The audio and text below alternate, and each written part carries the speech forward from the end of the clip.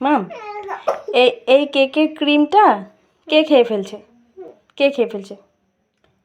হ্যাঁ, কে খেলো? ক্রিমটা সম্পূর্ণটা কেন খেয়ে ফেলছো তুমি? হুম, কেন কেন ক্রিমটা ক্রিমটা ক্রিমটা চেটে চেটে খেয়ে ফেলছো? হুম, কেন আমরা খাবো না?